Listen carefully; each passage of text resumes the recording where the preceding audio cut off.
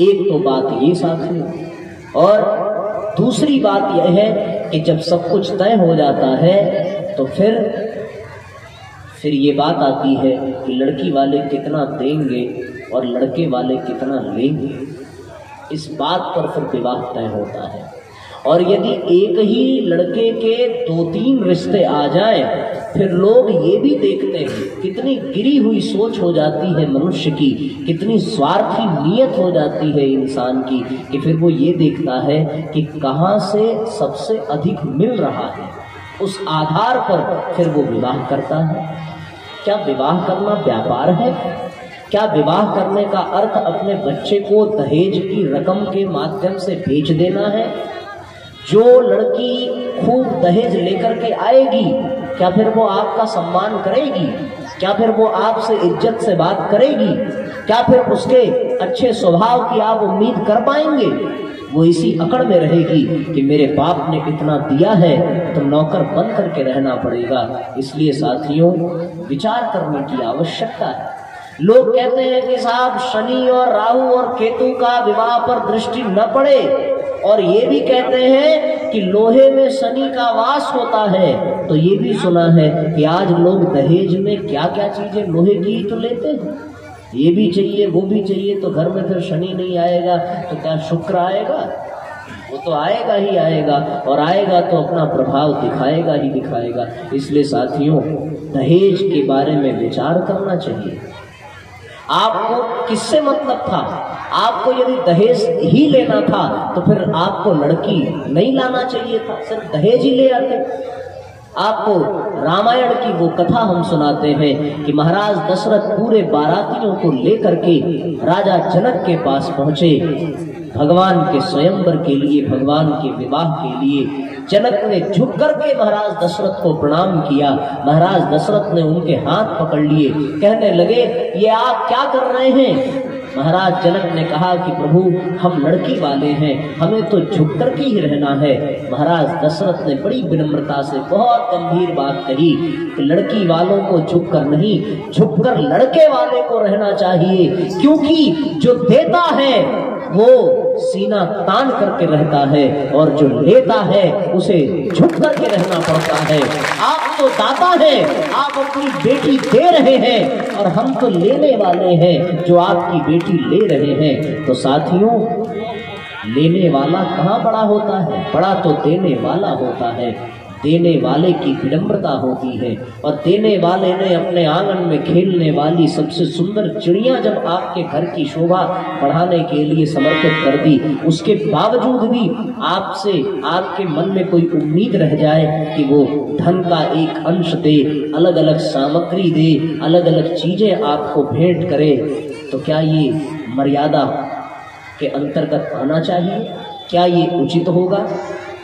ये बहुत बड़ी समाज की विडंबना है। जब कोई बेटी ले आता है तो वो अधिक से अधिक की उम्मीद करता है, और जब कोई बेटी विदा करता है तो फिर वो ये कहता है कि दहेज परंपरा अनुचित है।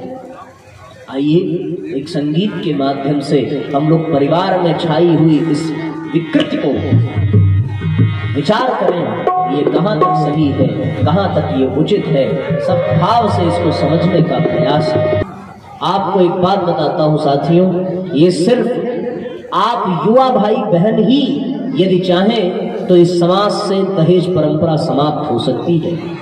यदि युवा ये ठान ले, यदि घर का बेटा ये ठान ले कि पिताजी आपको जितने दहेज की आवश्यकता है उतना मैं कमा करके आपके मुंह में ठूस दूंगा, तो शायद ही कोई बाप होगा जो दहेज मांगने की हिम्मत करेगा।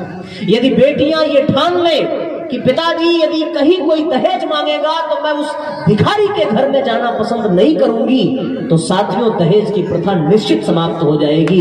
ये युवा और परिवार वाले बेटियों के लिए तरस जाएंगे, उनको विवश होकर के दहेज के दानों को दूर भगाना पड़ेगा। मैं ये बात कह रहा हूं तो ये आपके हाथ में है कि दहेज परंपरा को आप मिटाएंगे या नहीं। साथियों, ये बात हम लोगों को गांठ बांध लेनी चाहिए, और मैं आपका आह्वान करता हूं, जो लोग ये आज संकल्प करते हैं कि वो अपने विवाह में न दहेज लेंगे और जो बेटियां आज संकल्प करती हैं कि वो अपने विवाह में ना अपने माँ बाप को दहेज देने देंगी, उन बेटे और उन बेटियों का स्वागत है आज के दिन, आज की इस कथा में। कोई हो ऐसा जिसके मन में संकल्प जगे तो वो अपने स्थान पर खड़ा हो जाए एक बार, ताकि ये समाज, ये दुनिया उसके साहस को देख सके और फिर ये संकल्प इस समाज के लिए प्रेरणा हो। भैया के लिए जोरदार तालियां बजाइए, इन्होंने ये संकल्प लिया कि बिना दहेज की शादी करें। कौन कौन ऐसा है, जरा हाथ उठाओ, और हाथ नहीं उठाओ, अभी खड़े हो जाओ। आपको हंसी आ रही है? क्यों माताओं, आपको हंसी आ रही है? ये हंसने की बात है?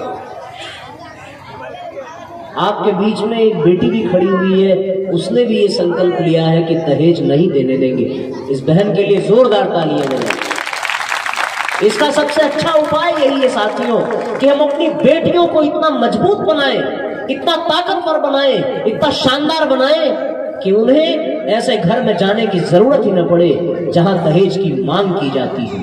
ये संसार का बहुत बड़ा कलंक है, इसलिए बेटों से अधिक सराहना इस बेटी की होनी चाहिए। जो महिलाओं की इतनी संख्या है, पर साथियों सिर्फ एक ने हिम्मत दिखाई कि वो दहेज न देगी और जहां दहेज होगा वहां पर विवाह नहीं करेगी। जोरदार तालियां बजाइए साथियों इस बहन के लिए।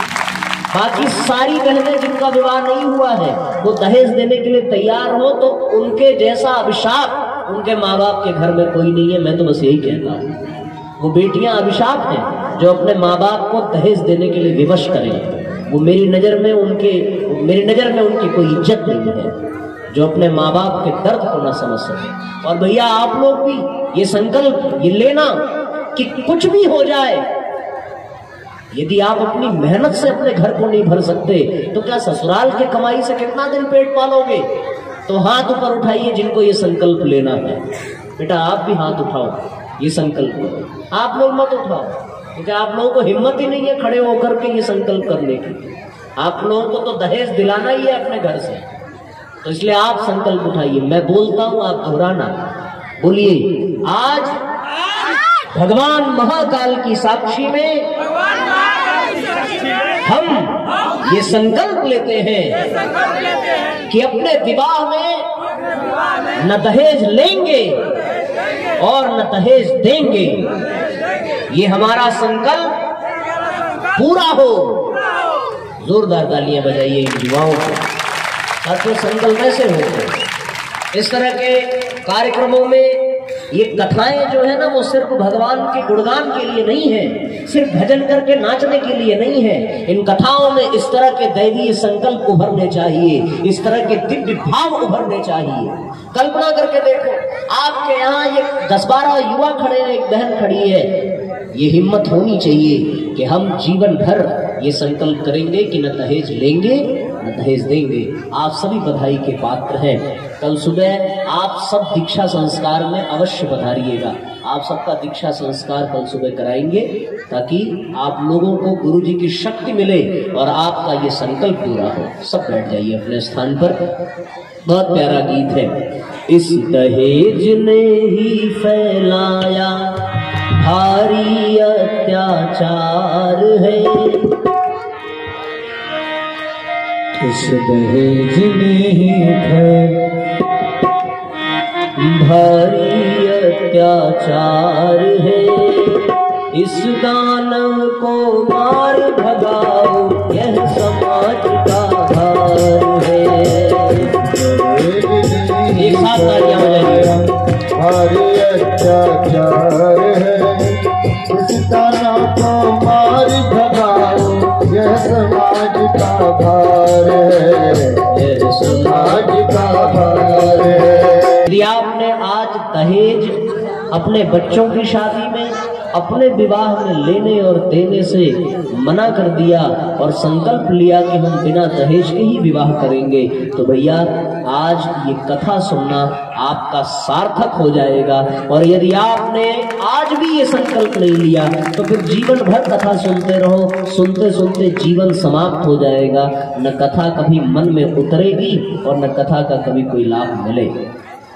इसलिए परिवार में दो चीज, पहला विवाह के समय स्वरूप और सामर्थ्य देखो ठीक है, पर साथ साथ स्वभाव का भी देखना जरूरी है। और साथियों, परिवार में दहेज की विकृति नहीं आनी चाहिए, दहेज की परंपरा का समापन होना चाहिए। यदि दहेज की परंपरा रहेगी तो हमारा समाज कर्ज में रहेगा, हमारा समाज गलत रास्ते पर चल पड़ेगा। इसलिए दहेज की परंपरा से बाहर उठिए।